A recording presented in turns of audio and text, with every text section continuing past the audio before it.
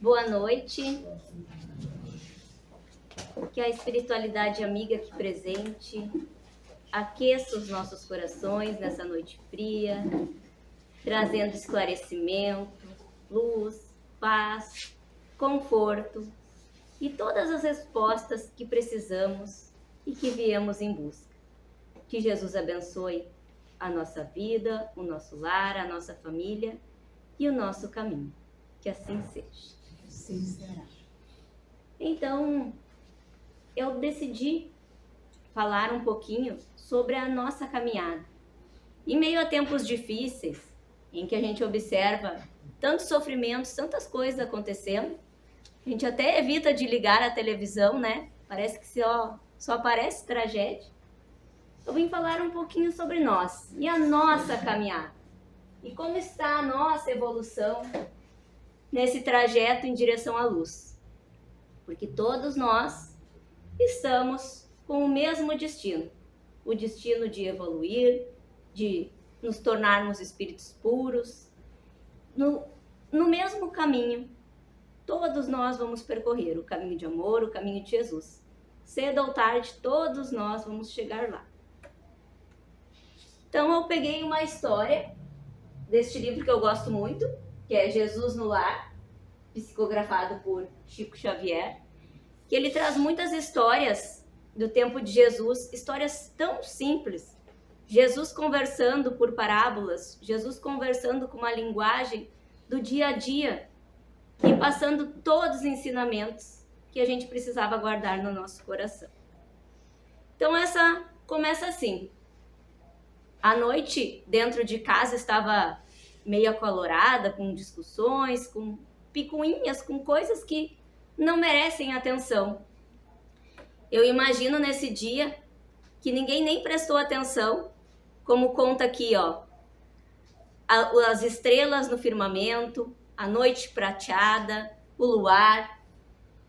Então as pessoas estavam tão inertes em pequenas coisinhas ali, discussões do lar, que naquele dia não prestaram atenção no presente que é a natureza, no presente que a gente tem à nossa volta.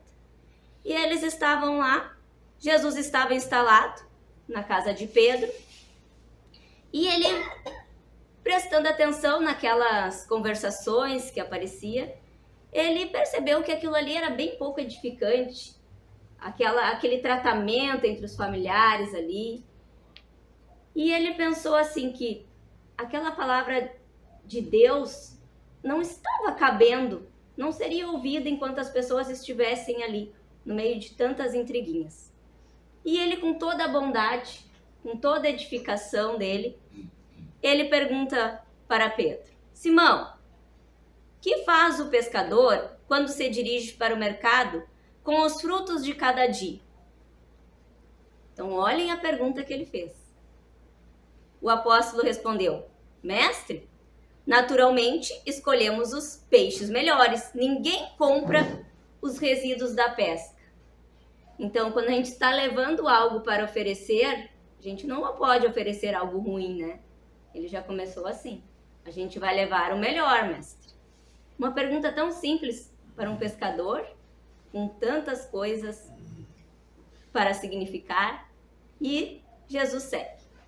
E o oleiro, que faz para atender a tarefa a que se propõe? Certamente, Senhor, modela o barro, imprimindo-lhe a forma que deseja. Ou seja, tem todo um trabalho aí de modelar, de trabalhar, de ajustar. Então o mestre faz mais uma pergunta para ele. E como procede o carpinteiro para alcançar o trabalho que pretende? Pedro novamente pensa e diz: lavrará a madeira, usará a enxó, o serrote, o martelo, o formão, de outro modo não aperfeiçoará a peça bruta. Ou seja, ele até tem a madeira ali, o material, mas ele precisa trabalhar em cima desse material. Jesus ficou em silêncio e disse: assim também é o lar diante do mundo. O berço doméstico é a primeira escola e o primeiro templo da alma. A casa do homem é a legítima exportadora de caracteres para a vida comum. Se o negociante seleciona a mercadoria, se o marceneiro não consegue fazer um barco sem afeiçoar a madeira aos seus propósitos, como esperar uma comunidade segura e tranquila sem que o lar se aperfeiçoe? Olha o que ele diz. Como vamos espalhar a boa nova?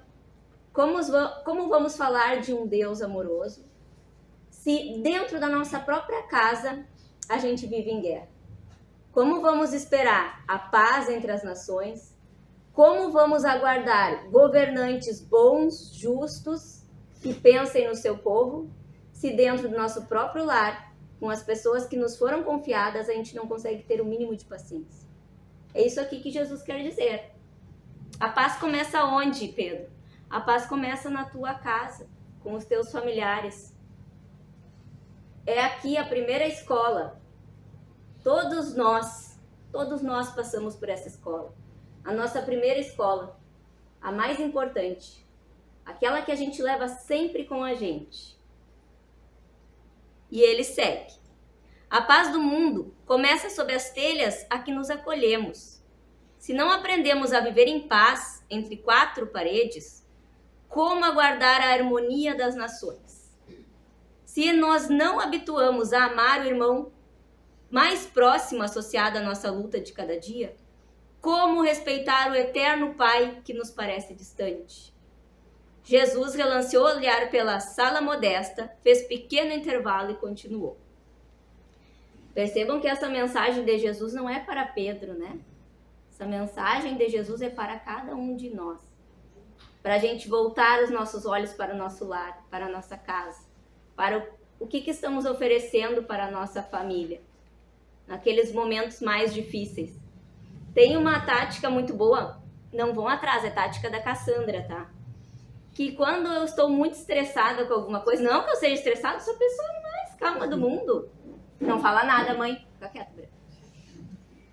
O que eu faço? Nos momentos de maior estresse, eu tento lembrar daquela pessoa ali que eu estou estressada, num momento muito feliz, ou num momento, se essa pessoa já é adulta, quando ela era criança, num momento muito fofinho assim. Olhar, conversar com ela, lembrando daquele melhor momento, para que a gente consiga ir equilibrando o nosso espírito e ir energizando aos pouquinhos, né? Livrando aquela discussão acalorada ali do momento. Pedro, acendamos aqui, em torno de quantos nos procuram, a assistência fraterna. Uma claridade nova. A mesa de tua casa é o lar de teu pão. Nela recebes do Senhor o alimento para cada dia. Por que não instalar ao redor dela a sementeira da felicidade e da paz na conversação e no pensamento? O Pai que nos dá o trigo para o celeiro, através do solo, envia-nos a luz através do céu. Se a claridade é a expansão dos raios, que a constitui, a fartura começa no grão. Em razão disso, o Evangelho não foi iniciado sobre a multidão, mas sim no singelo domicílio dos pastores e dos animais. Simão Pedro fitou o mestre, os olhos humildes e lúcidos, e como não encontrasse palavras adequadas para explicar-se, murmurou tímido: Mestre, seja feito como desejas. Então Jesus, convidando os familiares do apóstolo à palestra edificante e à meditação elevada, desenrolou os escritos da sabedoria e abriu na terra o primeiro culto cristão no lar. Então, quando a gente fala, né, nesse sentimento de amor do nosso lar, é exatamente isso. Não quer dizer que não teremos discussões, que não haverá brigas, que não haverá ideias opostas. Mas enquanto a gente mantiver acesa o amor, a luz do Evangelho, o Evangelho no lar, gente, quem não tem, adquiram. Ele é uma luz, tanto naqueles momentos em que a gente está numa indecisão, que a gente não sabe o que fazer, a gente pede a Jesus que nos ilumine, que nos traga uma resposta através do Evangelho. E a gente abre ao acaso. E a resposta vem. Conta-se que uma vez um homem estava praticando algumas atitudes muito erradas. E ele tinha total consciência disso e era conhecedor do Evangelho e ele costumava fazer isso. E daí ele trazia aquela consciência culpada e começou uma tempestade, um temporal, raios de todo lado. Ele estava numa pequena chácara, ele ficou com medo. E abriu o evangelho e apareceu assim: se fosse um homem de bem, teria morrido. Aí ele disse: olha essa resposta aí para mim, né? Preciso me melhorar, preciso buscar a minha reforma íntima. E as respostas estão aqui. O Evangelho no Lar, um dia na semana, no mesmo horário. Quem quiser participar está convidado. É um momento em que a gente equilibra as nossas emoções. A gente conversa sobre o Evangelho, a gente discute. E a gente limpa a nossa casa. Aquela limpeza que a gente não consegue enxergar. E que é muito importante também. Então, eu gosto muito de escutar músicas espíritas e algumas orações aparecem no meio dessas músicas no Spotify. E apareceu essa oração do Chico no comecinho desta semana e eu disse: não é por acaso, eu vou colocar ela ali na nossa conversa de quarta-feira. Tantos ensinamentos em uma oração tão bonita. Ele diz assim: não percas tua fé entre as sombras do mundo. Ainda que teus pés estejam sangrando, segue para a frente, erguendo-a por luz celeste acima de ti mesmo. Está dizendo o quê? Nos dias sombrios, no meio das trevas, do mal, da ignorância, das tristezas, das lágrimas de cada dia, que também fazem parte dos dias, não perde a tua fé. Ergue teus olhos para Jesus. Pede forças, te ampara na tua fé, na tua família, no teu amor. E lembra que acima de nós tem toda essa lei universal de Deus. Depois diz assim: crê e trabalha, esforça-te no bem, espera com paciência, tudo passa e tudo se renova na terra, mas o que vem do céu permanecerá. Então nós estamos aqui nessa encarnação. É um momento passageiro, nós estamos aqui de passagem, evoluindo, melhorando, buscando o nosso aprimoramento. Mas aqui não é o nosso lugar. A gente não pode viver só para aqui, só a matéria. Nós somos espíritos imortais destinados ao universo. E a gente precisa lembrar disso, que o que é daqui vai ficar. Mas aquelas coisas que a gente vai levar no nosso espírito, no nosso coração, essas a gente precisa buscar muito mais. Com amor, com propósito, com intenção, com disciplina.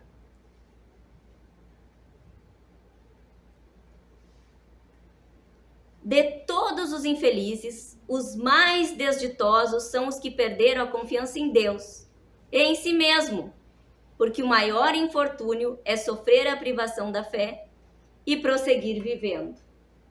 Enquanto a gente estiver acreditando na gente, enquanto acreditarmos nos propósitos de Deus na nossa vida, enquanto nos entregarmos à fé, enquanto numa quarta-feira fria nós estivermos aqui porque acreditamos nesse algo mais, nenhuma situação será perdida para nós.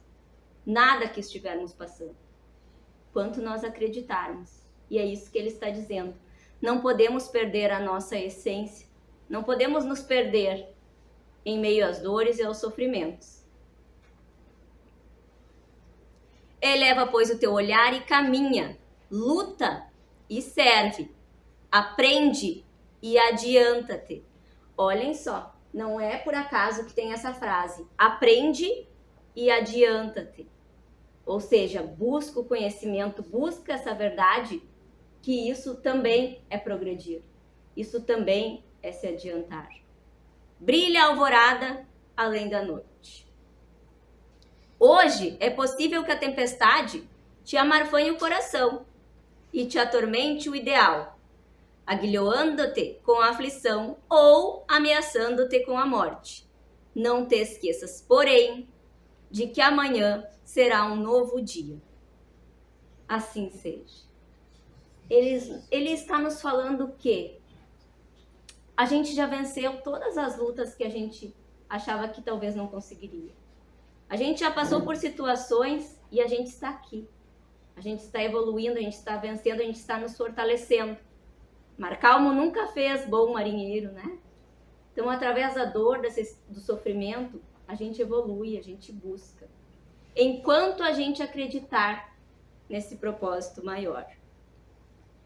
E então, para a nossa reforma íntima, esse é um dos melhores livros, porque ele é um livro bom da gente trabalhar até no Evangelho do Lar, porque são leituras curtas, mas com mensagens que a gente consegue colocar no nosso dia a dia. Esse livro é o Renovando Atitudes. E diz assim: todos são caminhos. Também os caminhos inadequados que tomamos ao longo da vida são parte essencial da nossa educação. A cada tropeço é preciso aprender, levantar e retomar a marcha. Tudo o que sabemos hoje aprendemos com os acertos e erros do passado. E cada vez que desistimos de alguma coisa por medo de errar, estamos nos privando da possibilidade de evoluir e viver. Ou seja, não podemos ficar aflitos com os caminhos tortos que pegamos, com as pedras que encontramos no caminho, com os erros que a gente acha que são erros, mas que estão muito acima de nós. Tudo isso faz parte do nosso caminho. Nós somos aprendizes. A gente precisa passar por isso também. Então a gente não pode se culpar, a gente tem que aprender a se perdoar. Tem que entender que naquele momento era o melhor que a gente tinha para oferecer. E não ficar olhando para os erros como se fosse algo ruim. Não, foram só caminhos que pegamos. A gente sabe que nessa longa estrada alguns caminhos serão de sol, bonitos, outros serão esburacados, pedras no caminho. Mas todos eles são o nosso caminho. E diz mais: a estrada por onde transitamos hoje é nossa via de crescimento espiritual e nos levará a entender melhor a vida no contato com múltiplas situações que contribuirão com o nosso potencial de progresso. Está dizendo que você está no lugar certo, na hora certa, no momento certo. E mesmo que a estrada pareça insegura para você nesse momento, é aquela que você deveria estar trilhando. Quando a gente acredita nisso, pede forças a Deus, quando Ele diz que a gente deve pedir que a gente vai obter, a gente pode estar nessa estrada, gente, com dúvidas, com indagações, mas a gente precisa acreditar que também faz parte do nosso caminho. E diz que nós devemos, no entanto, indagar a nós mesmos. Essa parte é importante. Será que este realmente meu melhor caminho? Porventura é correta a senda por onde transito? Bom, daí é uma pergunta só nossa, ninguém pode responder por nós. O nosso coração que vai nos responder. Aquela paz, aquela sensação de sim, eu estou fazendo o que deveria ser feito. Vai ser a nossa resposta. Então, nesses momentos, sim, a gente deve se perguntar: será que eu estou fazendo certo? Será que o caminho que eu estou trilhando é o certo? Claro, nós podemos mudar quantas vezes for preciso, nós não somos plantas, né? Então, isso sim, nos indagar, nos perguntar, nos melhorar, buscar o melhor, sim. Mas nunca nos culpar pelo que já passou. É justa observação e tem propósito nossas dúvidas, por isso raciocinemos juntos. Se Deus, perfeição suprema, nos criou com a probabilidade do engano, modelando-nos de tal forma que pudéssemos encontrar um dia a perfeição, é porque contava com os nossos encontros e desencontros na jornada existencial. Isso dá um conforto ao nosso coração. Jesus conhece o coração de cada um de nós. Intimamente conhece o nosso coração. E Ele não vai nos cobrar aquilo que a gente ainda não pode oferecer. É isso que está falando. Está tudo bem você errar também. Está tudo certo. Não se cobre tanto. Se nós não tivéssemos nada para mudar, se nós já fôssemos perfeitos, nós não estaríamos aqui. O que difere? Uns têm algumas coisas para mudar, para ajustar, outras, mas todos nós, sem exceção, A menos que tenha um anjo aqui no meio, em missão, todos nós estamos aqui para a nossa evolução, no caminho da evolução, no caminho do progresso. E não é o nosso anjo guardião, não espera aquilo que a gente não vai fazer. Tem, às vezes aparece uma fotinha assim do anjo guardião assim, né? Ah, de novo fazendo isso. Ele não faz, gente. Ele é nosso amigo inseparável. Ele está ali torcendo, nos ajudando, nos intuindo. Mas ele sabe que a gente vai errar também. Deus nos deu o livre-arbítrio. Se não fosse com esse propósito da gente evoluir e sabendo que a gente iria errar também, ele também não daria. Então, fica essa notícia boa aí. E aqui ainda fala que ninguém condena um bebê por não saber fazer as coisas que o adulto sabe fazer. Não vai ser exigido de uma criança que está na primeira série conhecimentos da faculdade, do mestrado, assim como não será exigido de nós aquilo que a gente ainda não adquiriu, a perfeição. Dentro daquilo que a gente acha que é a perfeição. Depois fala que Deus, puro amor, sabe muito bem dos nossos mananciais espirituais, mentais, psicológicos, físicos, da nossa idade evolutiva. Então, a gente deve ficar tranquilo, está tudo certo, da maneira certa, dos caminhos que a gente seguir. E daí diz assim, efetivamente, nosso caminho é o melhor que podíamos escolher, porque em verdade optamos por ele na época segundo o nosso nível de compreensão e de adiantamento. Se, porém, achamos hoje que ele não é o mais adequado, não nos culpemos. Simplesmente mudemos de direção, selecionando novas veredas. A trilha que denominamos errada é aquela que nos possibilitou a aprendizagem e o sentido do nosso melhor, pois sem o erro, provavelmente não aprenderíamos com segurança a lição. Como saberíamos que esse caminho não é o bom e mudaríamos de caminho se a gente não tivesse passado por ele? Como saberíamos que essa opção não é a melhor para a gente, que a gente vai buscar outra, se a gente não passasse por ela? Então isso está tudo certo. E não quer dizer que a gente tenha errado. Só quer dizer que talvez o outro caminho seja melhor. E que a gente vai tentar, e que a gente vai buscar. Para o nosso melhor, para o melhor das pessoas que nos cercam, para todos aqueles que merecem o nosso melhor a cada dia. Nós mesmos é que nos provamos. A cada passo experimentamos situações e pessoas. E delas retiramos vantagens e ampliamos nosso modo de ver e sentir, a fim de crescermos naturalmente, desenvolvendo nossa consciência. Ninguém nos condena. Nós é que cremos no castigo e por isso nos autopunimos, provocando padecimentos com nossos gestos mentais. Aceitemos sem condenação todas as sendas que percorremos. Olhem só, ninguém é nosso juiz. Ninguém. Ninguém nos culpa, ninguém nos pune. É a nossa própria consciência. Tem uma história do Chico Xavier, que um médico foi procurar ele, porque estava muito preocupado, disse, Chico, eu não sei mais o que fazer. Olha só, tem um morador de rua que vem e fica na varanda da minha casa, nesse frio. Todas as noites ele fica ali. Preocupado com ele, eu aluguei um albergue para ele, aluguei um quartinho para ele. Ele foi num dia, no outro estava na varanda de novo. Aí eu achei que talvez eu tenha alugado um lugar muito ruim. Aluguei outro, bem melhorzinho. Não deu 2 dias, ele estava na frente da minha casa de novo. O que eu faço? Esse homem vai adoecer, vai ser um horror. E o Chico falou para ele, ele traz uma culpa muito grande de outra vida em que ele era médico e ele não atendia as pessoas, não ajudava, deixava as pessoas a esmo, deixava as pessoas na rua.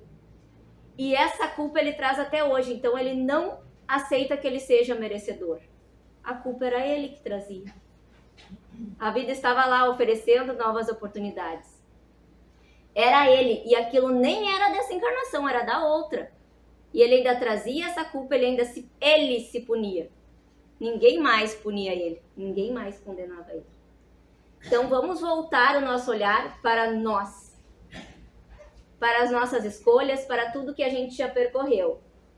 Vamos nos perdoar por tudo que a gente já fez. Agradecer pela oportunidade que tivemos. E saber que nós só sabemos o que nós sabemos porque a gente teve caminhos bons e caminhos ruins. Todos eles fazem parte do nosso aprendizado.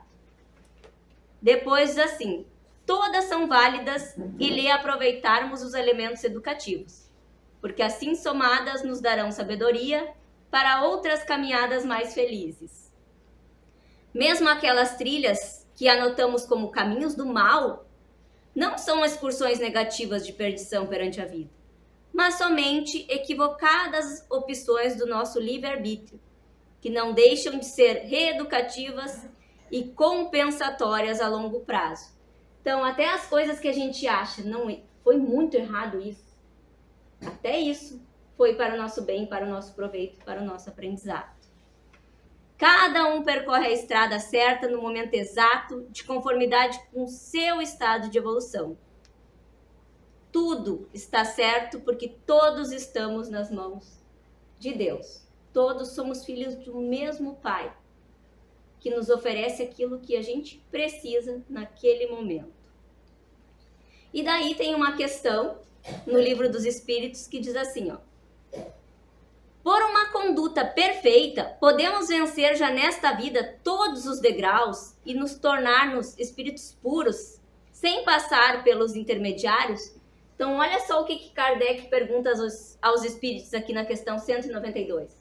Olha só, se eu fizer tudo certinho nessa encarnação, uma conduta perfeita, nada de erros, praticando tudo aquilo que Jesus falou que eu devia praticar, eu vou conseguir a perfeição em uma vida? Ou seja, não vou precisar reencarnar, não vou precisar passar por outros planos. É isso que ele quer saber. E os espíritos respondem: não, pois o que o homem julga perfeito está longe da perfeição. A nossa ideia de perfeição, que parece distante para nós, também está longe da perfeição, verdadeira perfeição, olhem só. Há qualidades que ele desconhece e nem pode compreender. Eu acho o máximo quando os espíritos falam assim: vocês nem podem compreender isso aí, né? Ou às vezes perguntam, eles dizem: não tem como a gente explicar porque vocês não têm como entender. É a nossa evolução.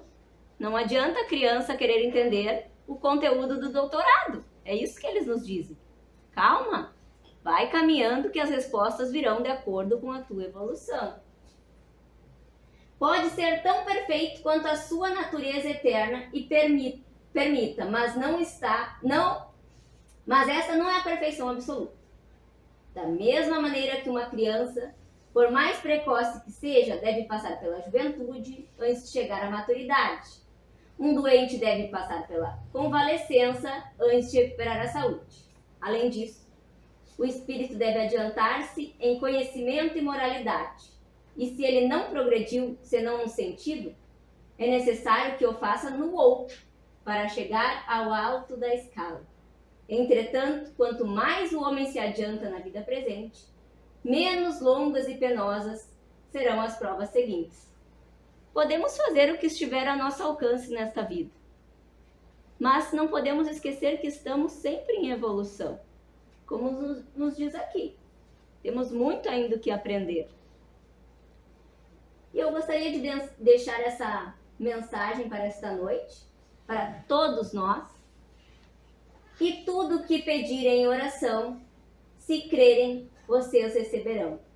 Então, que nesse caminho, nessa estrada que estamos percorrendo, nós possamos lembrar sempre do Mestre Amigo, orando todos os dias, entregando as nossas vidas, as nossas decisões nas suas mãos e agradecendo a graça que é estarmos aqui, nesse momento, evoluindo como devemos evoluir.